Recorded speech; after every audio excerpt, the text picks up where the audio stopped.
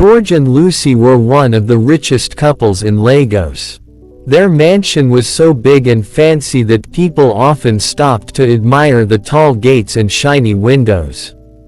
They had all the money anyone could ever dream of, but behind those grand walls, their life was anything but perfect.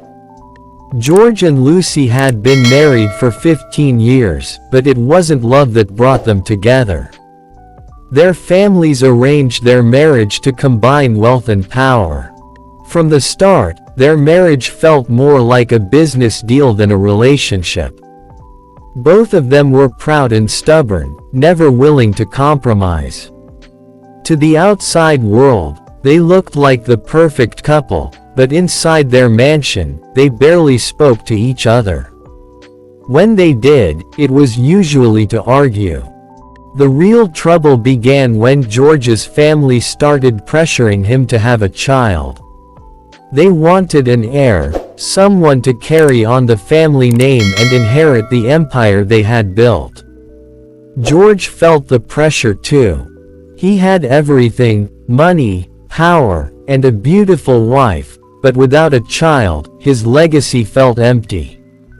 One quiet evening, as they sat in their cold, silent dining room, George finally decided to bring up the topic. "Lucy," he began, his voice serious, "it's been 15 years. My family keeps asking when we'll have a child. I think it's time we start trying." Lucy barely looked up from her fashion magazine. "A child? Now? Why should I ruin my body for that?" She scoffed. "I've worked hard to keep this figure. I'm not about to let pregnancy change that." George couldn't believe her words.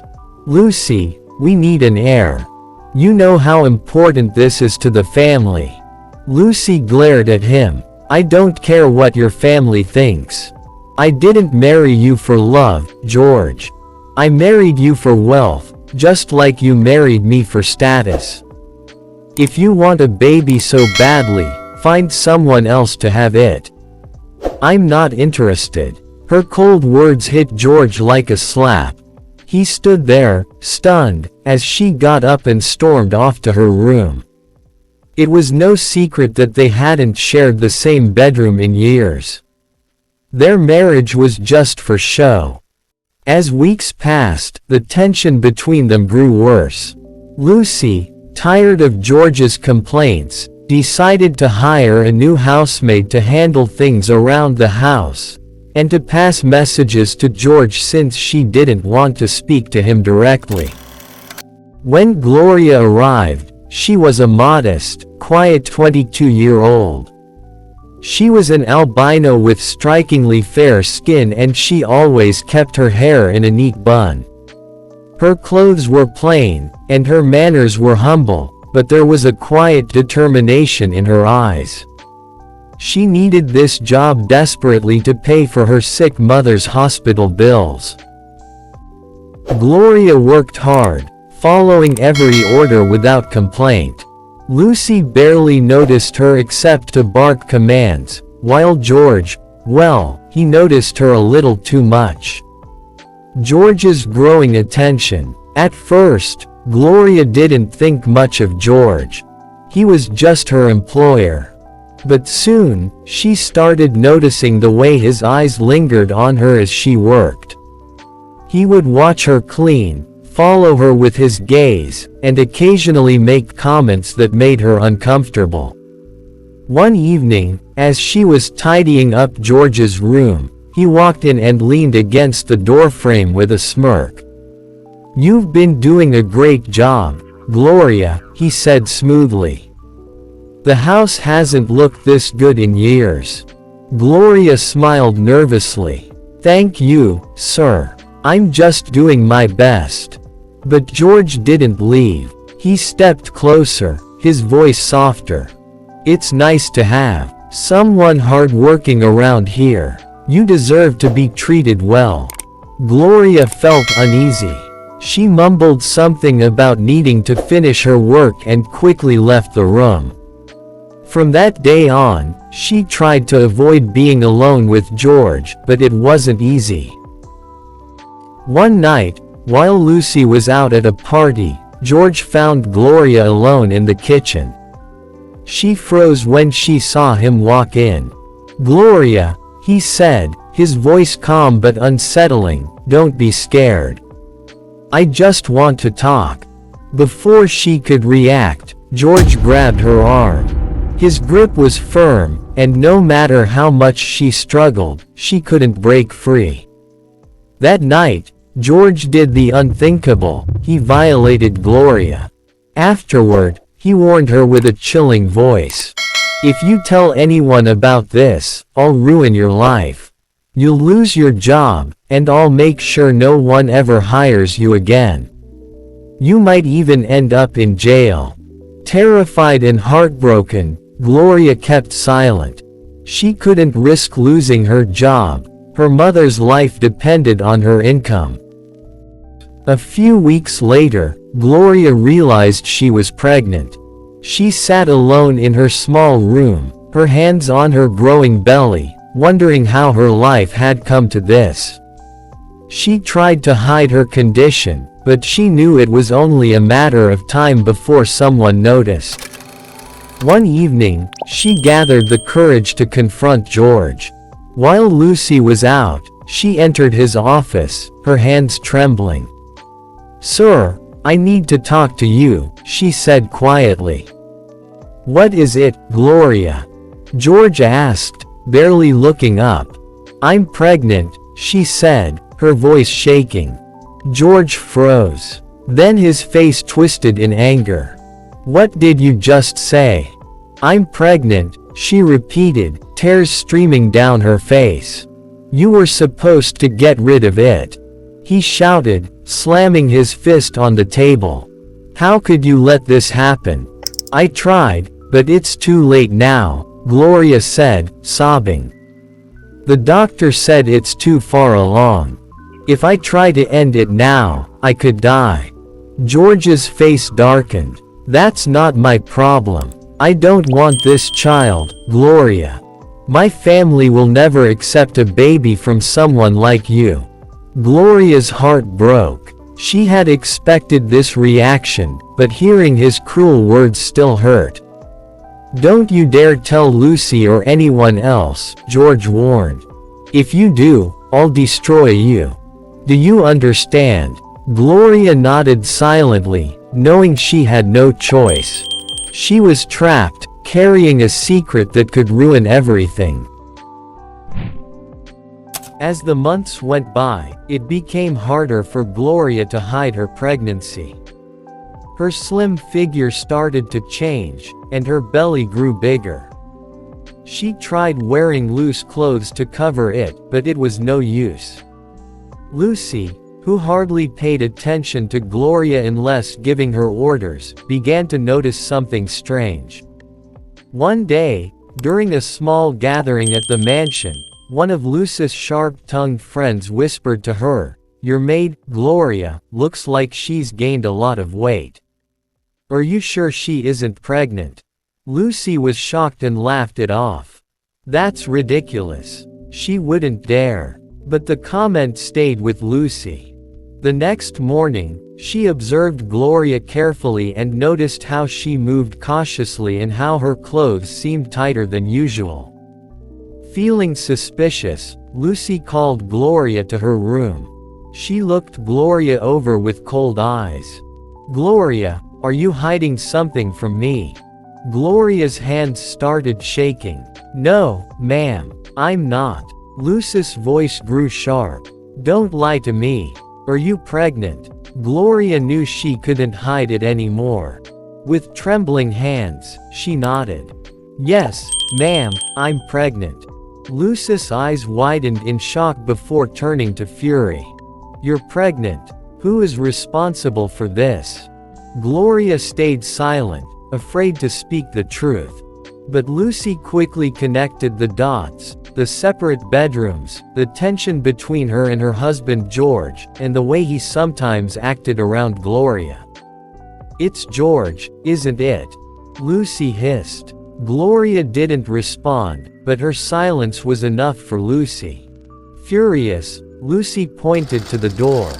"Get out. I don't want to see you again. You're fired. Leave my house." Gloria pleaded, "Please, ma'am. My mother is sick in the hospital. I need this job to pay for her treatment." But Lucy's heart was cold. "That's not my problem. Leave now, or I'll call security." With tears in her eyes, Gloria packed her things and left the mansion. She had no one to turn to and nowhere to go. Days later, her mother passed away because Gloria couldn't afford her treatment. Months later, Gloria gave birth to twins, a beautiful girl and handsome boy who became her only source of joy. But life was hard. She had no job and had to sell goods on the streets to feed her children. Every day was a struggle for survival. Back at the mansion, George and Lucy's marriage continued to be miserable. George felt guilty but never spoke of Gloria again, and Lucy erased all memories of the maid she had fired. Years passed. George and Lucy lived like strangers under the same roof. Lucy focused on her social life, attending glamorous events and staying in high society, while George buried himself in his work and affairs. But as George grew older, he started to feel empty. Despite his wealth and power, he felt something was missing. His brothers and cousins, who had families, often spoke about the joy of their children, and George began to feel the weight of his choices. He had hoped Lucy would change her mind about having kids, but she never did. Lucy, obsessed with looking young, spent hours in front of the mirror using creams and treatments. But even as she maintained her appearance, her heart grew colder and emptier. One evening, George sat alone in his study, staring out at the city lights. For the first time in years, he thought about Gloria. He remembered how he had ignored her when she told him she was pregnant, how he had let Lucy throw her out. He wondered, what happened to her? Is she alive? And what about the child, my child? For the first time, George felt real guilt. He had spent years ignoring the consequences of his actions, but now, in his loneliness, those actions came back to haunt him. Across town, Gloria's life was still tough. She was raising her twins on her own, doing everything she could to give them a better life. The children looked just like their father, with his sharp features and dark eyes.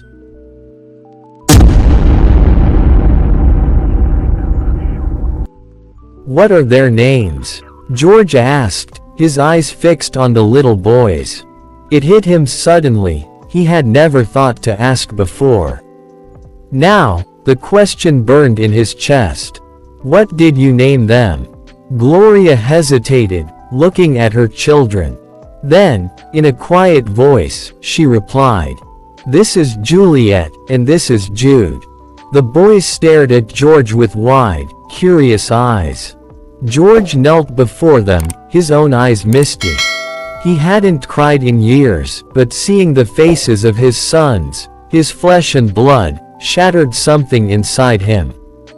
"Juliet, Jude, I'm your father." The boys blinked at him, unsure of what to say. They had imagined what their father might be like, but this man didn't seem real. He wasn't a father in their eyes yet, just a stranger stepping into their lives.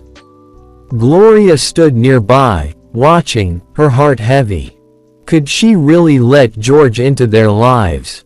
After everything he had done. After all the pain he had caused her. But then she looked at her children, her resolve softened. They deserved to know their father. Maybe, just maybe, they deserved this chance. Why now? Gloria's voice cut through the quiet moment.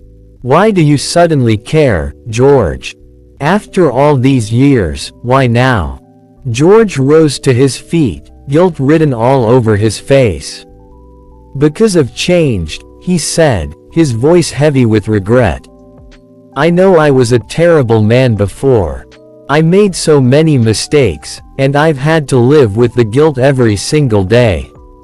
I can't change the past, Gloria, but I want to do better now.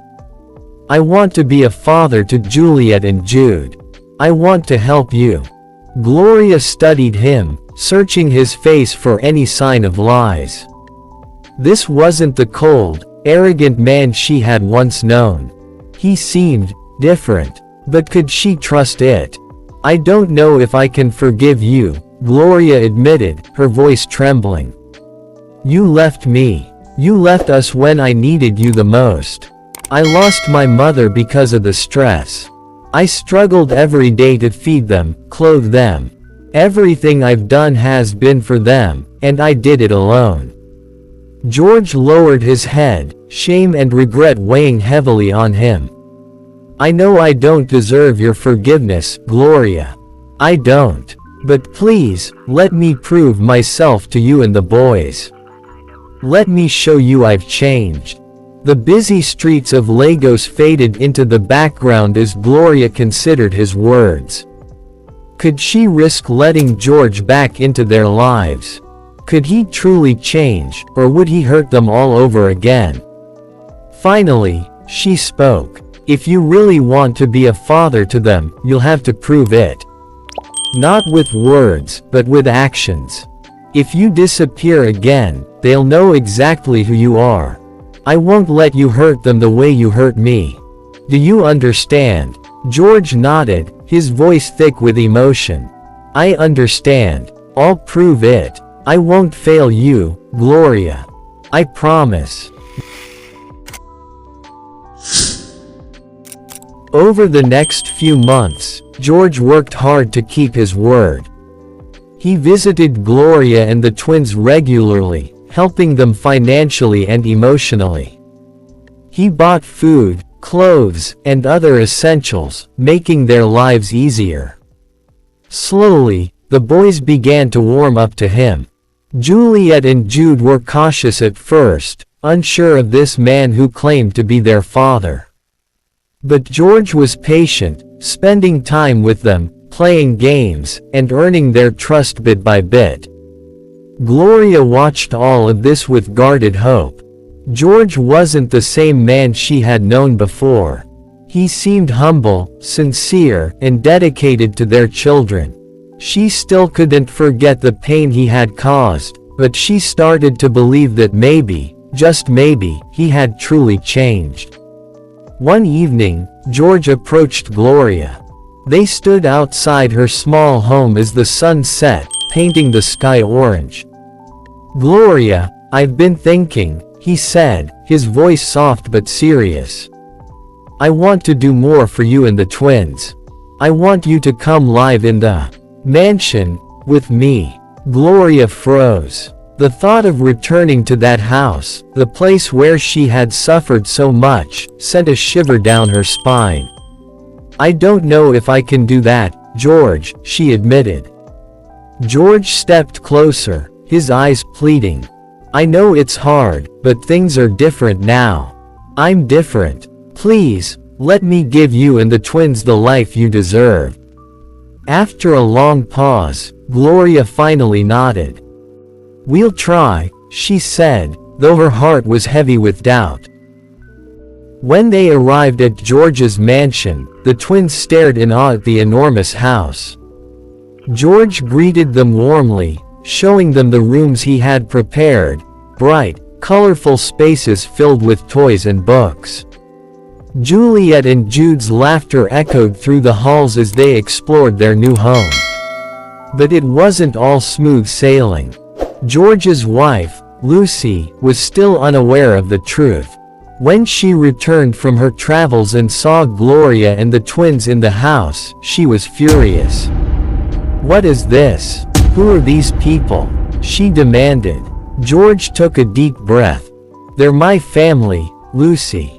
These are my children, Juliet and Jude, and Gloria is their mother. Lucy's face twisted in rage. Your children, how dare you? She screamed, but George remained calm. "Lucy," he said firmly. "This marriage was a mistake. I'm done living this lie. I want a divorce." Lucy's laughter was cold and bitter. "You'll regret this, George. I'll make sure you lose everything." "Take it all," George replied. "I don't care about the money or the mansion. I just want my family." After a long and messy divorce, George walked out of the courthouse, feeling lighter than he had in years. Gloria was waiting outside with Juliet and Jude, her face filled with a mix of relief and uncertainty. George smiled as he approached them. "It's over. We're free." Gloria looked at him, her heart softening. She reached for his hand, and for the first time in years, she felt hope. Together, they walked toward their new beginning, ready to face whatever came next as a family.